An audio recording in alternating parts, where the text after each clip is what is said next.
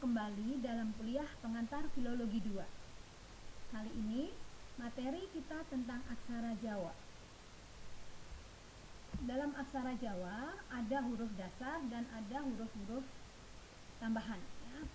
Untuk huruf dasarnya ada 20, yaitu ho, no, co, ro, ko, do, to, so, wo, lo, podo, joyo, nyo, mogo, botongo. Sedangkan simbol-simbol tambahan dalam aksara Jawa yaitu ada pasangan, sandangan, aksara swara, aksara rekan, dan aksara murda.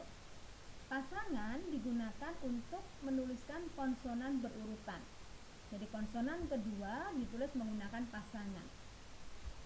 Letak pasangan ada yang sejajar dengan huruf dasar, ada yang diletakkan di bawah. Yang diletakkan sejajar dengan huruf dasar ada 3, yaitu ho, so, dan po. Sedangkan pasangan-pasangan huruf yang lain diletakkan di bawah huruf yang diberi pasangan. Ini pasangan no, pasangan co, pasangan ro, pasangan ko, pasangan do, pasangan to, so, wo, lo, po, do, jo, yo, nyo, mo, go, bo, to, ngo. Ada pasangan yang bentuknya sama dengan huruf dasarnya, yaitu misalnya huruf go, pasangan ngo, bentuknya sama. Sedangkan yang lain bentuknya berbeda. Contoh penulisan menggunakan aksara Jawa, misalnya kalau kita mau menulis kata cara, coro, ya, coro. Di sini cukup kita tuliskan kata huruf co dan huruf ro. Dodo cukup dituliskan huruf do dan huruf do. Bolo dituliskan bo dan lo. Sedangkan untuk konsonan berurutan, misalnya pada kata bantal. Di sini ada 2 konsonan di tengah kata. Maka konsonan kedua ditulis dengan pasangan. Jadi menulisnya bo huruf dasar, no huruf dasar, to-nya ada to pasangan, dan lo yang di pangku. Pangku di sini fungsinya untuk mematikan huruf. Kumbakarna di sini yang ditulis dengan pasangan adalah huruf bo. Sedangkan huruf R ditulis dengan layar. Di pasangan bo, kemudian Manuk Garuda yang ditulis dengan pasangan adalah huruf bo. Kemudian untuk tanda baca atau sandangan ada untuk bunyi vokal I digunakan wulu.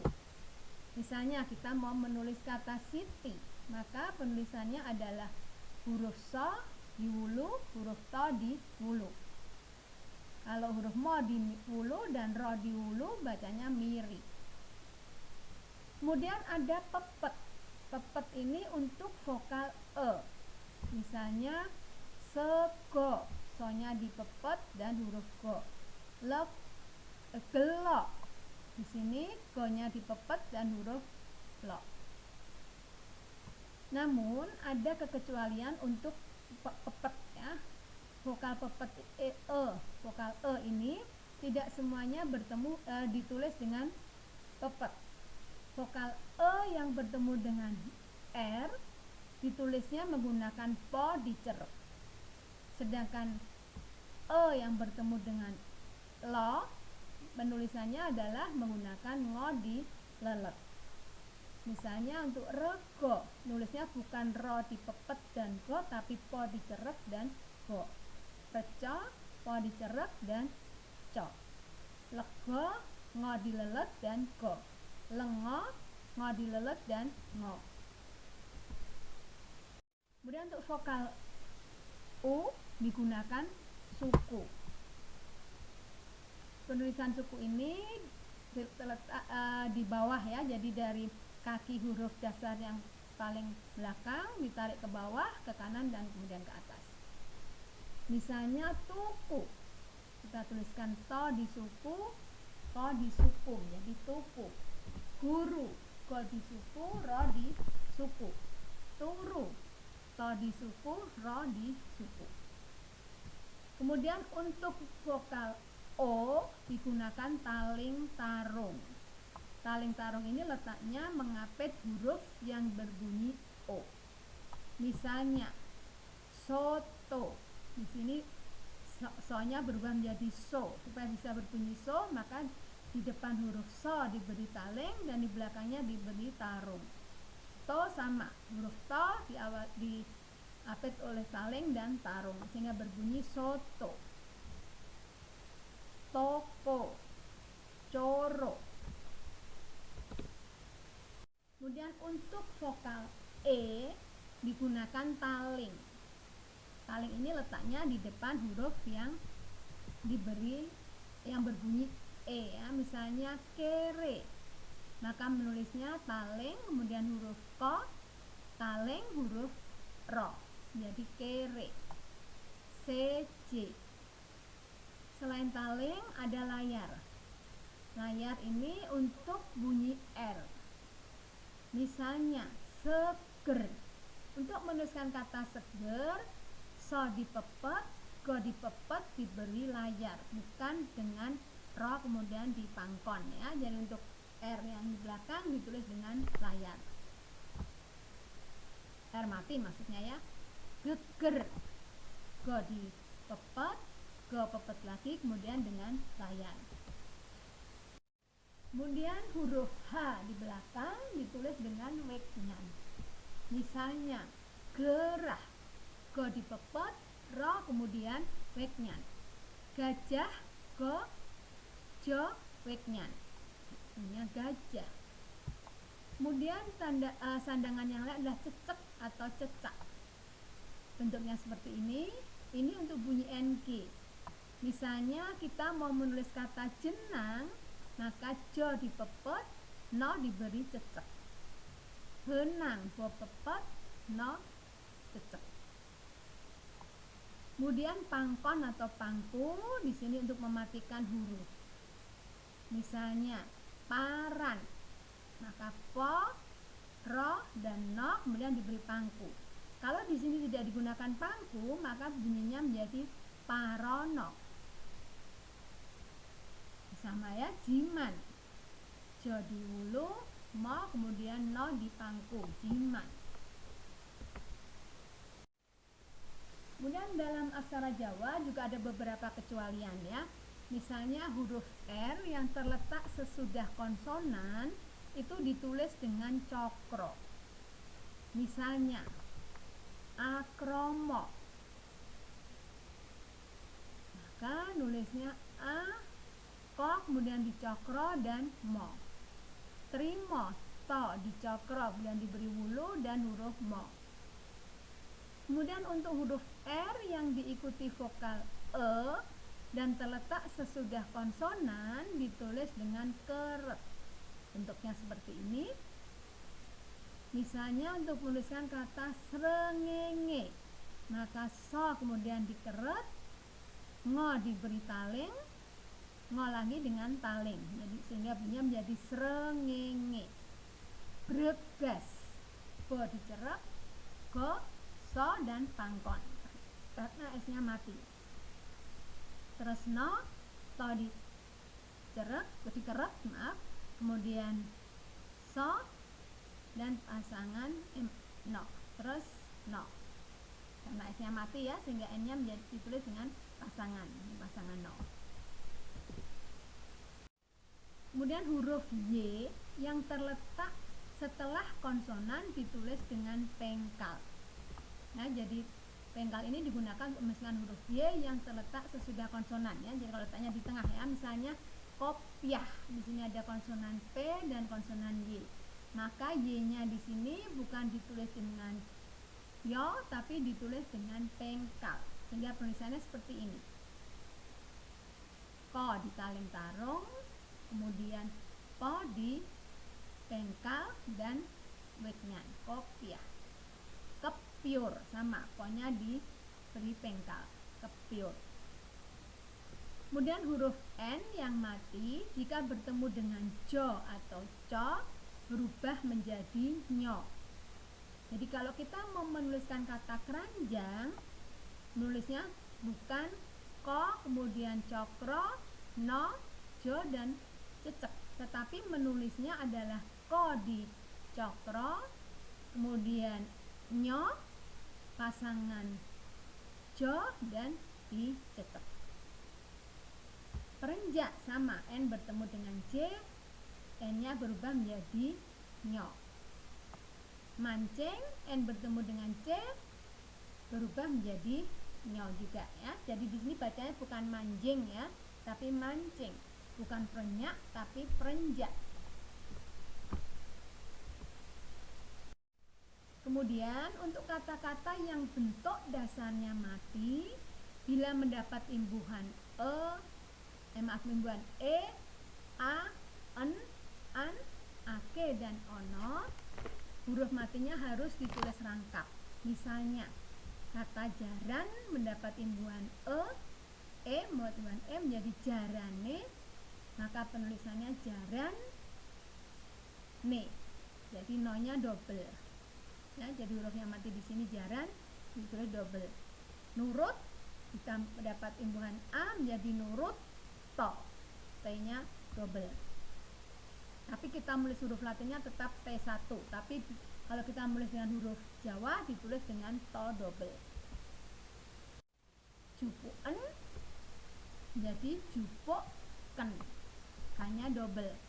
Selametan, to-nya double, to dasar dan to pasangan. Kemudian tuku plus ake menjadi tuko ake. Tuko, K-nya double, kake nulisnya ya, tuko kake, tapi nulis latinnya tetap tuko ake. Slamet plus ono menjadi slamet tono, P-nya double. Kemudian untuk ater-ater n, m, dan nd, jika ditulis dengan huruf Jawa berubah menjadi an, am, dan ang. Misalnya kalau ada kata ndelik, kita nulis latinnya dengan delik, nd. Tapi kalau kita menulis dengan huruf Jawa, menulisnya menjadi andelik, jadi ditambah huruf ho. Banting, am banting. Gowo, ang gowo. Kemudian selain huruf dasar tadi ada huruf mordo. Huruf mordo ini jumlahnya ada 8 dan digunakan untuk menuliskan nama dan tempat tinggal orang yang dihormati. Huruf mordo ada no, ini hurufnya seperti ini, seperti huruf go ditambah kaki 1 ya. No, ko, po, go, to, so, bo, dan nyo. Misalnya kita menulis Paku Buwono. Paku Buwono ini nama raja sehingga perlu orang yang dihormati sehingga ditulis dengan huruf mordo. Po mordo, ko mordo, bo mordo, wo-nya karena nggak ada wo mordo, lihat wo biasa, no-nya no mordo. Nabi Musa sama ya, karena Nabi Musa nama Nabi itu nama orang yang dihormati, maka ditulis dengan mordo. Selain huruf mordo ada huruf swara, yaitu a, i, u, e, o. Huruf swara ini digunakan untuk menuliskan nama orang, nama negara. Misalnya Arab, A-nya di sini bukan ditulis dengan ho, tetapi ditulis dengan huruf swara a. Ismail, di sini i-nya ditulis dengan huruf swara, bukan huruf ho diberi wulu. Kemudian ada juga huruf rekan. Huruf rekan ini digunakan untuk menuliskan kata-kata yang menggunakan huruf yang tidak ada dalam aksara Jawa, yaitu huruf F dan V. Dalam aksara Jawa tidak ada, maka penulisannya ditulis dengan huruf po yang diberi cecek 3, KH, po diberi cecek 3, Z, jo diberi cecek 3, GH, go diberi cecek 3, BH, bo diberi cecek 3, DZ, do ditulis dengan cecek 3. Misalnya untuk kata Fatimah, maka penulisannya po dengan cecek 3, to dengan hulu, mo dan witnya. Zamrud pakai jo dengan cecek 3, z-nya ya. Kemudian Badawi, bo dengan cecek 3. Kemudian dalam aksara Jawa juga ada angka ya, sama ya, angka 1, 2, 3, 4, 5, 6, 7, 8, 9 dan 0. Ini adalah simbolnya angka 1, angka 2, angka 3, angka 4, angka 5, 6, 7, 8, 9 dan 0. Kalau misalnya kita mau menulis angka 10, maka penulisannya angka 1 kemudian 0. 25 angka 2 dan angka 5. 50 angka 5 dan angka 0. 100 angka 1 dan 00. Jadi sama kalau kita menulis dengan huruf Latin. Kemudian dalam aksara Jawa juga ada tanda-tanda baca. Yang pertama adalah adek-adek.